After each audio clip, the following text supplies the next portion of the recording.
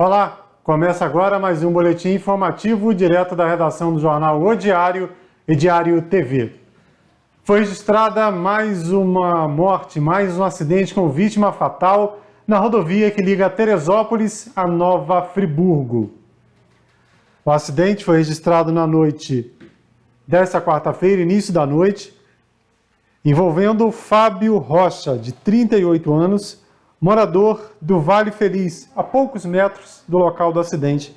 Segundo apurado no local pelo colega José Carlos Cacau Repórter, que nos cedeu essas imagens, ele seguia sentido Friburgo, sentido Vale Feliz, para sua residência, e nesse trecho de curva aí, próximo da BPRV, próximo ao posto ali da Polícia Militar Rodoviária, perdeu o controle da direção da moto, não se sabe por quê, qual o motivo, acabou invadindo a pista contrária e terminou embaixo desse veículo de carga, desse caminhão que transportava legumes para o Ceasa. O Corpo de Bombeiros foi acionado, mas não houve tempo para atendimento. Fábio Rocha, de 38 anos, foi sepultado nesta quinta-feira no cemitério municipal Carlinda Berlim, o Caingá. A Guarda Civil Municipal está reforçando a sinalização de trânsito e também instalando mais quebra-molas no município. Esse trabalho vem sendo ampliado nas últimas semanas e nos últimos dias foram atendidos Barra do Imbuí, Parque do Imbuí e bairro de São Pedro. Desses três bairros aí foram 11 quebra-molas instalados, além de pinturas de 3 faixas de pedestres em São Pedro e também nesse local um ponto de ônibus. Esse trabalho é realizado pela equipe da 7 da GCM, da Guarda Civil Municipal, o pessoal do trânsito da GCM, da sinalização, a equipe Amós, João Carlos, César, Kelson, Wallace e Daiane, além do Salomão, a turma da 7. A GCM tem o pessoal que fica na organização do trânsito e tem o pessoal também responsável pela sinalização, vertical, horizontal, em qualquer local onde haja necessidade dessa intervenção. E o que mais chama a atenção nessa nova etapa de trabalho da GCM é quebra-molas em vários bairros da cidade, na Doutor Oliveira, na Presidente Roosevelt, olha só, no Parque do Imbuí, em frente à pracinha do Parque do Imbuí, um quebra-mola bem pertinho da entrada de um condomínio. Então você, motorista, apesar da sinalização, estar amarela e gritante, nos quebra-molas deve ficar atento com essas intervenções da Guarda Civil Municipal. No interior do município, no 2º distrito, o problema não é sinalização, e sim a grande dificuldade de acesso devido à questão do calçamento ou à inexistência dele. Então, eu moro aqui na Lajinha, sou morador aqui da Lajinha, passaram a máquina aqui na rua aqui, entendeu? Na principal. Aí como é que tá a situação aí? O pessoal não passa nem para frente nem para trás, entendeu? Meu carro agarrado aí, a gente precisando descer para trabalhar, entendeu? Ninguém passa, entendeu? Ninguém vai para frente nem para trás, entendeu? Passaram a máquina que deixaram essa montoeira de terra aí, ó, entendeu? Ninguém passa. Olha como é que tá isso. Aí a luta que tá isso aí, ó, entendeu? Tem uns 3 carros que agarrados porque tá cedo ainda. O pessoal vai passar aqui, vai agarrar todo mundo, que ninguém passa, entendeu? A luta.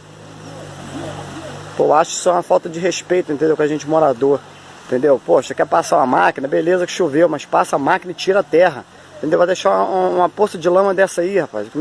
Quem vai passar nisso? Poxa, é muita sacanagem isso aí. Obrigado a todos aí. Olha só que situação, moradores de Santa Rita, Cruzeiro, toda essa região aí, essa estrada liga as 2 localidades. No 2º distrito, bastou chover um pouquinho, como amanhã dessa quinta-feira, para vários trechos dessa estrada ficarem dessa maneira, ou seja, inacessíveis. Uma simples chuva, colocaram um barro lá, deram uma amassada no barro. No período de seca até funciona, mas basta chover para ficar dessa maneira. Lembrando que ano passado, lá antes das eleições, naquelas 3 semanas antes aí do período eleitoral, tinha asfalto para todo lado, inclusive nessa região aí. Porém, foram colocadas aí essas camadas de asfalto apenas em alguns trechos. Em outros, a realidade continuou sendo exatamente essa. Então, atenção, Prefeitura, sabemos que estamos longe, inclusive, do período eleitoral, mas Se esquecerem dessas comunidades dessa maneira, dificilmente esses moradores vão lembrar de vocês mais uma vez. Na edição anterior do boletim, falamos sobre o desaparecimento de 2 pessoas aqui em Teresópolis. Uma delas, o jovem William Medeiros. Ele, aliás, ele mora aqui em Sumidouro, né? Mas ele costuma vir muito para Teresópolis e foi visto pela última vez aqui na cidade. A família do William esteve na delegacia para registrar o caso. O nosso colega Cacau esteve lá, gravou com os pais. Aí, à noite, depois que esse boletim já havia sido produzido, a família conseguiu contato com o William, que publicou essa mensagem nas redes sociais, né? O William voltou para casa, ele fala e ele agradece a preocupação de todos e diz que dá uma satisfação, né? Ele realmente relata ali que estava em um momento difícil e que, inclusive, palavras do William, chega um ponto em que você não aguenta mais e decide dar um basta na sua vida. Olha só que situação. Felizmente o William conseguiu aí se recuperar, pelo menos nesse primeiro momento, fez contato com os familiares e voltou para casa. Está bem o William, passou por um momento difícil, acabou dando uma sumida aí na parada mais parecida, mas relata essa dificuldade, né, o William. E essa situação que envolve esse rapaz, esse William Medeiros, que é lá do Sumidouro, mas frequenta Teresópolis, Sumidouro, Sapucaia, tem um trabalho naquela região, mas é frequentador de Teresópolis também, acende um alerta para a questão do Setembro Amarelo, né? Muita gente fala do mês de prevenção ao suicídio e em outras situações parecidas, que momentos como esse podem levar, mas a gente sempre fala, não é somente no Setembro Amarelo que a gente deve ficar atento aos sinais dos nossos amigos, familiares, pessoas que estejam precisando de ajuda. É o ano inteiro. O outro desaparecido, que é o Adão José Aldo, lá do Salaco, foi localizado. A gente já havia anunciado ontem que ele havia sido localizado. Mora lá no Salaco, né? A família tinha perdido o contato do José Aldo, Aldo João, aliás, não é José, Aldo João Batista Filho, do Salaco. Aí ontem no boletim mesmo a gente já tinha informação que ele, na verdade, havia sofrido um acidente e estava no hospital, né? Com as imagens dele sendo divulgadas. Os familiares, aí o filho dele hoje conseguiu ir ao HCT, conseguiu visitar o Aldo lá do Salaco. Ele sofreu uma queda, né, em uma escada e precisou ser internado no HCT sem conseguir fazer contato com os familiares, mas já está aí, foi atendido, está tudo bem com o Aldo lá do bairro do Salaco. Também falamos ontem aqui sobre 2 veículos furtados, uma Fiat Uno no bairro do Meudon e uma motocicleta na região central do município. A Uno, uma Uno de cor azul, ainda não foi encontrada, mas a moto, uma Honda Bis de cor preta, foi achada, foi encontrada, essa motocicleta aí, ó, foi encontrada lá em Andradas, olha só, localidade lá próximo ao quilômetro 60 da Rio Bahia, mais de 20 quilômetros aí do centro, da distância do centro da cidade. Essa moto estava lá, abandonada na localidade de Andradas, foi furtada aqui no centro da cidade e levada para lá. Muito bom, né? Agora o proprietário teve seu bem devolvido, né? O caso foi registrado na delegacia, a moto entregue a ele. Só lembrando que a Uno, né? Não foi encontrada uma Uno de cor azul. Se você viu abandonada, parada em uma rua por aí, entre em contato com a polícia militar. Falando em veículo usado, com a pandemia, com as mudanças previstas pela pandemia, muita gente ainda está confuso como fazer em relação ao procedimento de documento, aquele documento de compra e venda. Afinal de contas, não temos mais aquele documento de papel, né? Aquele verdinho, o DUT, o recibo, não tem mais. Então agora é tudo digital, o que tem deixado muita gente confusa. Se você ainda não sabe como proceder na hora de comprar e vender veículos usados, preste atenção nesse vídeo do Detran.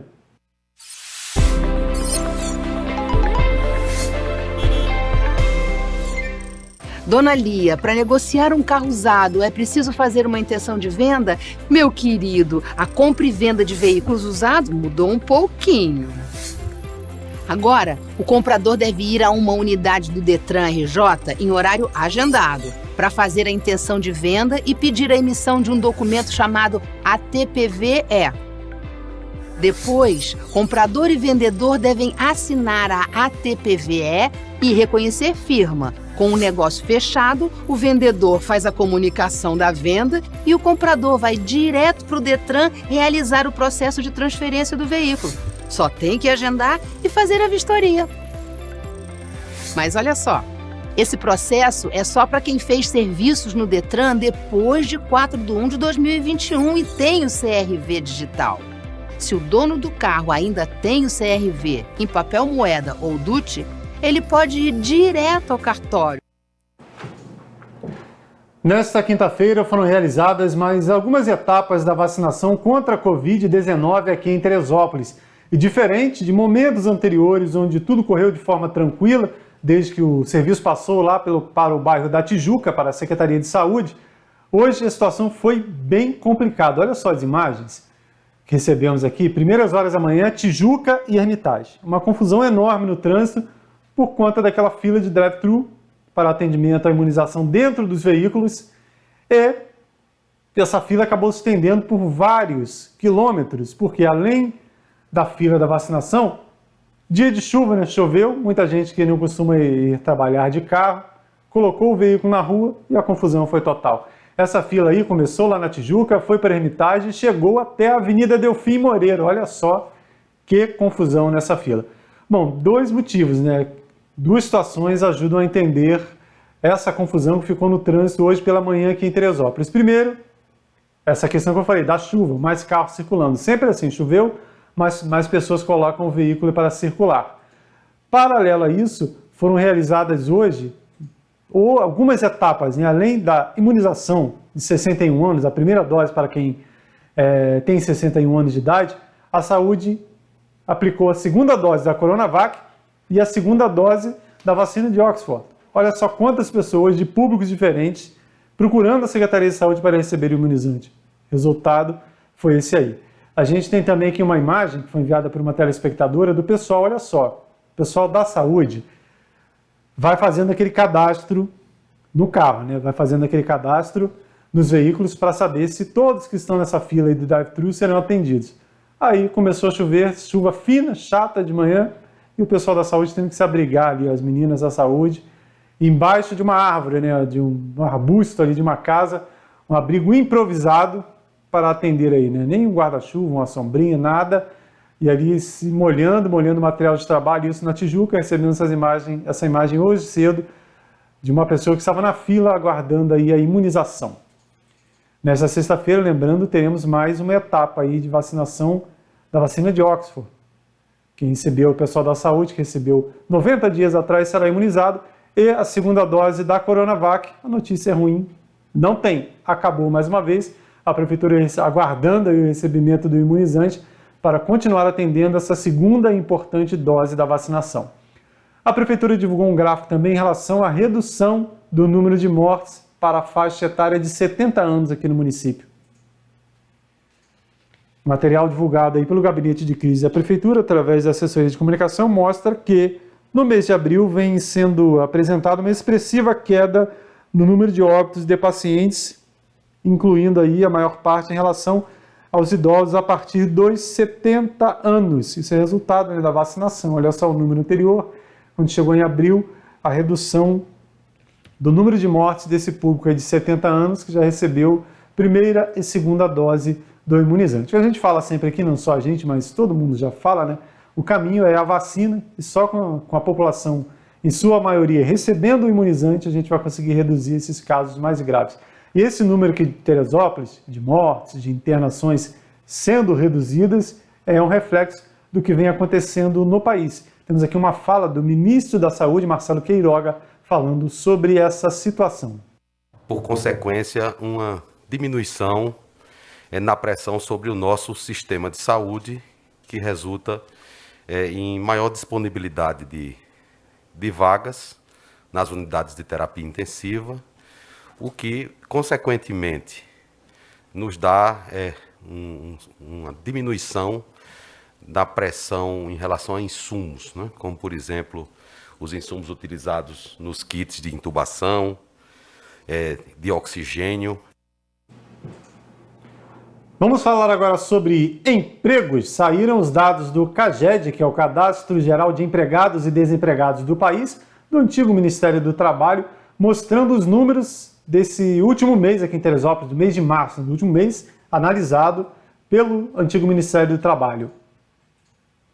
De modo geral, que a gente pode falar que de modo geral, olhando o número assim de maneira mais ampla, a situação é boa. No mês de março, tivemos um saldo aí de 167 vagas de emprego no município. Embaixo ali, em azul, ali, a gente vê a barrinha que mostra como foi o último ano, o ano total da pandemia. Para baixo ali, essa grande barra ali, é o número de demissões em abril do ano passado. Em março já foi grande, 343 vagas a menos com carteira assinada. Em abril, quase 1.000, 931 vagas a menos de carteira assinada em Teresópolis. Maio, a mesma situação, em queda. Junho, a mesma situação. Julho, idem. A partir de agosto é que começou a melhorar um pouquinho. A gente vai vendo uma melhora, agosto, setembro, outubro. Mas não melhorou tanto assim. Então a gente chegou em março ali um saldo de 167 vagas de emprego com carteira assinada, né? Esses dados refletem apenas o registro na carteira, porém a gente precisa analisar o próximo gráfico. Aí do CAGED, né? São dados aí desse cadastro do governo federal, e nesse próximo gráfico aí é possível analisar os setores, de acordo com o setor. O grande responsável por esse número aí de 167 vagas aí de saldo de carteira assinada é o setor de serviços, que é posto de gasolina, dentista, escritórios. O setor de serviços teve um saldo de 244 vagas, admitiu 772 pessoas e demitiu 528, então saldo de 244. A construção civil também, depois de muito tempo em queda, teve aí um aumento, um saldo de 24 vagas, e a agropecuária também. Porém, ali nos dois primeiros analisados, ali, os setores, o setor de comércio, que é um dos principais contratadores aqui do município, uma queda, uma redução. O comércio admitiu 420 e mandou 424 embora. E o que mais preocupa, o primeiro da lista aí, indústria. Teresópolis já não tem muita característica de indústria, muito por conta de alguns ex-prefeitos aí que tiveram, inclusive, a oportunidade de receber indústrias na cidade e não receberam. Perdemos, inclusive, uma grande para a Cachoeira de Macacu. E agora a gente vê nesse momento de pandemia, olha só, indústrias, 100 contratados e 208 demitidos, menos 108 vagas de carteira assinada na indústria aqui em Teresópolis. Aí dados, lembrando sempre, não são nossos dados, são do governo federal, do antigo Ministério do Trabalho, está aí a informação.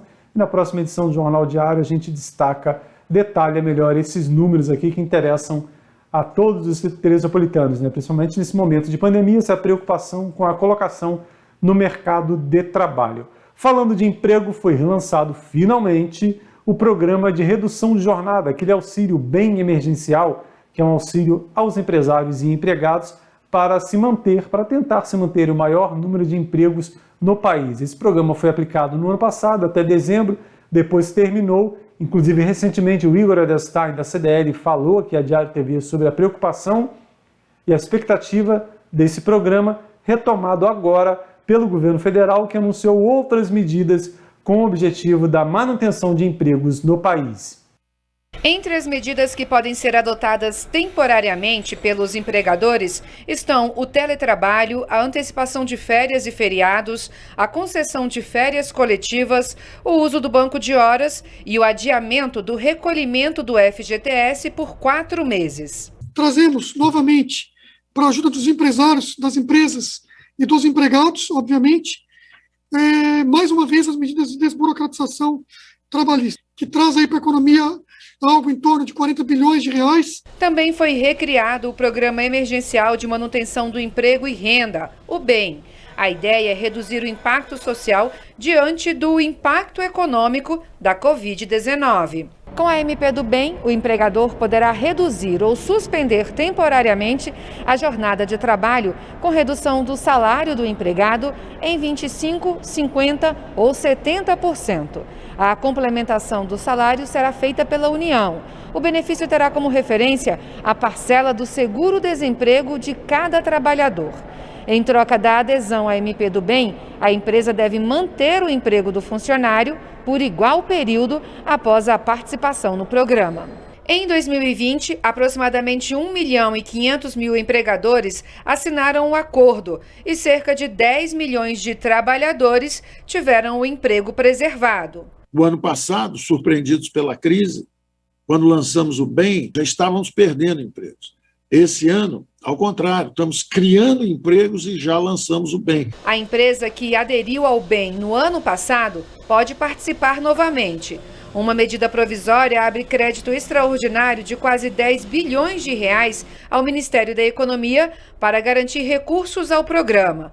A expectativa é de que cerca de 5 milhões de contratos de trabalho tenham a jornada suspensa ou reduzida nesta nova edição. O setor de inteligência do 30º BPM, também conhecido como P2 ou Polícia Reservada, fez mais uma apreensão de drogas na comunidade do Rosário. Esse material todo aí, grande quantidade de maconha, alguns pinos e cocaína, tudo isso foi encontrado com um adolescente de 16 anos em uma operação da Polícia Reservada na rua Francisco da Rocha, no bairro do Rosário. Também foi encaminhado para a delegacia de polícia esse telefone celular, mas nem aparece a imagem, mas um telefone celular que pode ter informações aí de outros envolvidos com o crime e R$ 380 em dinheiro, valor que teria sido obtido com o ato ilícito. Lembrando sempre que a Polícia Militar tem feito muitas operações nessas 3 comunidades vizinhas lá no bairro de São Pedro, Rosário, Perpétua e Pimentel, comunidades que têm sido as principais aí responsáveis por esse movimento do tráfico aqui no município.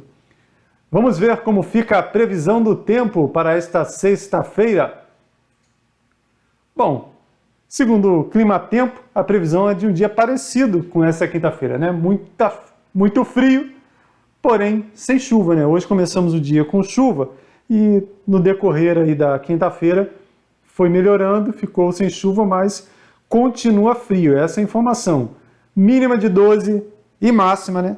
Teto de 22 graus nesta sexta-feira aqui em Teresópolis, né? A gente entra de vez nessa época gelada aqui no município, né? Outono, inverno se aproximando e aproveitando a previsão do tempo, né? Falando mais uma vez de frio, né? Vem mais frio aí, fim de semana também gelado, a previsão que seja um fim de semana gelado aqui em Teresópolis. Lembrando que está em curso a campanha de arrecadação de agasalhos e cobertores aí da Secretaria Municipal de Desenvolvimento Social. Se você tem agasalho que não usa, cobertor que não usa, ou mesmo quiser comprar alguma coisa para doar, basta procurar qualquer unidade do CRAS ou o CREAS. O CREAS fica na Carmela Dutra, bem pertinho da sede do Jornal Diário, Diário TV. Vamos agora ao quadro Foto do Dia, com o jornalista e historiador Vanderlei Pérez. A nossa imagem do dia é uma fotografia da visita do governador Quintino Bocaiúva a Teresópolis. O Quintino Bocaiúva governou o estado entre 1900 e 1903. Naquela época os governadores eram chamados de presidentes de estado. E ele veio a Teresópolis, então, em comitiva de cavaleiros para a inauguração de um dos trechos da Estrada de Ferro Teresópolis. É do que trata essa fotografia aí, onde aparece José Vieira à direita e à esquerda o Manduca Palma. O Quintino Bocaiúva é um desses aí de chapéu. São tantos, né? E essas inaugurações em Teresópolis eram muito comuns até, afinal de contas a Estrada de Ferro começou a ser construída em 1896, ficou pronta em 1908, 13 anos. E ao longo desses 13 anos, cada trecho de estrada era uma conquista, porque é uma estrada particular, construída por um empresário de Teresópolis, José Augusto Vieira, e os trechos eram sempre de 1 quilômetro, 2 quilômetros, às vezes o viaduto do Garrafão foi uma obra monumental para a época, ou seja, conseguir investimentos, pegar empréstimo para fazer essa obra. Então, tudo isso era motivo de muita comemoração e as comitivas vinham justamente para esse efeito, para animar o empresário que está trazendo o trem para Teresópolis. O Quintino Bocaiúva foi jornalista, ele trabalhou no Diário do Rio de Janeiro nos anos 1860, por aí. Depois, nos anos 70, ele vai fundar o jornal Globo, do Rio de Janeiro, o Globo antigo, não esse Globo da família Marinho, que é dos anos 1900 já, e teve uma boa relação com Teresópolis. Como vários desses presidentes de Estado, a boa parte deles foi homenageada em Teresópolis, Oliveira Botelho, Alberto Torres, Lúcio Meira, Feliciano Sodré, Roberto Silveira, viraram nomes de logradouros públicos em Teresópolis. E tem justificativa para isso. Eles trouxeram muitas conquistas para Teresópolis. Bom saber que nessa época as autoridades tinham essa boa relação com os governantes do Estado. Ultimamente, essas relações não têm rendido bons frutos, ou frutos que significam alguma coisa para a própria cidade. Em algumas desses arranjos que fazem os prefeitos com os governadores, o que rendem são apenas investigações e processos e denúncias do Ministério Público. Mas, num primeiro momento, essas visitas eram muito produtivas para Teresópolis. E muitas das obras públicas que nós temos em nossa cidade vêm a partir desse empenho de receber e de se relacionar bem com as autoridades estaduais e federais, presidentes de Estado e presidentes da República. Temos essa boa relação. É isso. Fotografia do dia, visita do governador Quintino Bocaiúva a Teresópolis em 1902. Essas e outras notícias você confere em nosso site netdiario.com.br e se houver qualquer atualização antes da entrada de um novo boletim, além da nossa página, você confere aqui na barrinha de notícias da Diário TV e também em nossas redes sociais, Instagram, Facebook e YouTube. Lembrando sempre, você que acompanha aí pelo YouTube, não deixe de se inscrever em nosso canal. Até mais!